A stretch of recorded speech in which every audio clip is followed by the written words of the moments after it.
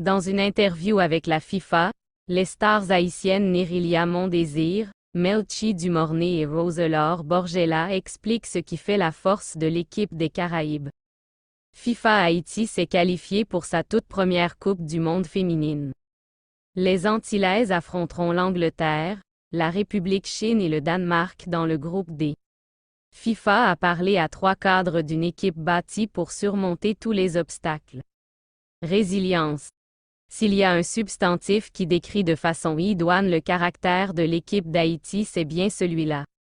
C'est en tout cas ce qui ressort des discussions entre la FIFA et les stars de l'équipe antillaise Melchi Dumorné, Roselore Borgella et Nérilia Mondésir. Il faut dire que les Grenadières ont dû en surmonter des obstacles pour enfin parvenir à se qualifier pour leur toute première Coupe du monde féminine de la FIFA en Australie et en Nouvelle-Zélande, devenant ainsi la première équipe haïtienne à disputer une Coupe du monde senior depuis leurs homologues masculins en 1974. Les Haïtiennes exultent. La joie des Grenadières au coup de sifflet final. Haïti est qualifié pour la Coupe du monde féminine 2023.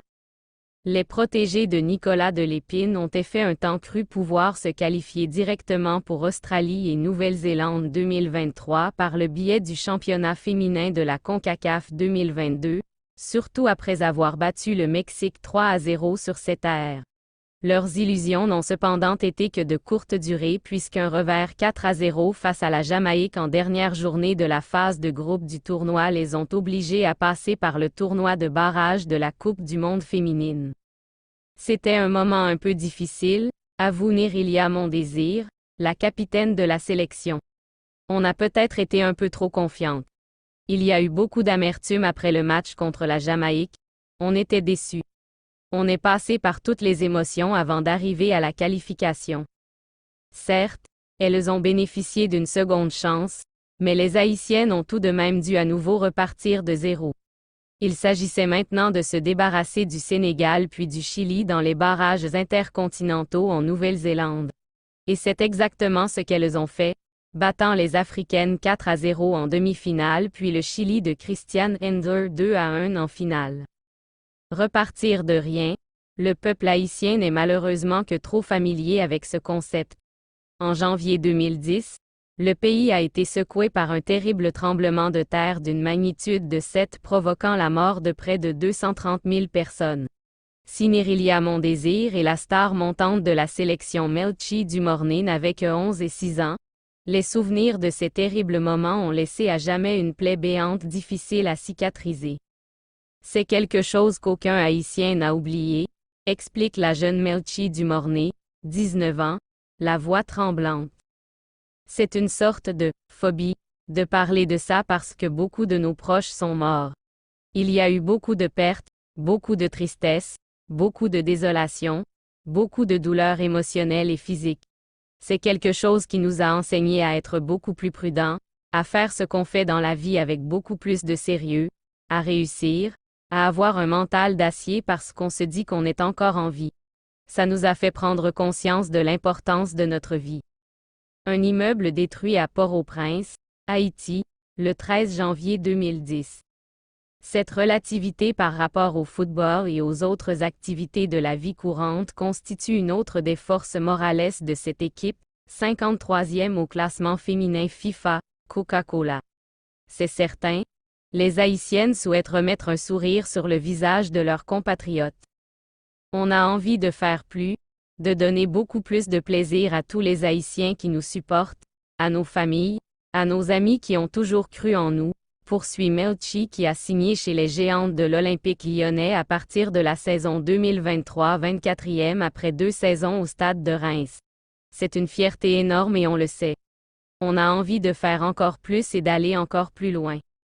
Un autre facteur qui a permis aux Grenadières de valider leur billet pour l'Australie et la Nouvelle-Zélande est certainement le fait que certaines d'entre elles, comme Melchi et Nérilia, mais aussi Curly Théus, Ruthnie Mathurin, Shirley Jeudi et Roselyne Éloissin, ont déjà vécu une expérience mondialiste, à l'occasion de la Coupe du monde féminine U20 de la FIFA, France 2018 marque déposée. C'est un avantage d'avoir grandi avec des coéquipières avec qui on a vécu presque toute une vie, confirme Melchi. On connaît leurs points forts et leurs qualités. Ça nous aide dans la prise de décision sur le terrain.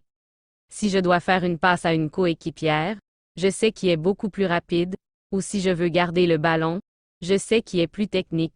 Ce sont des détails qui sont énormes quand on joue au haut niveau.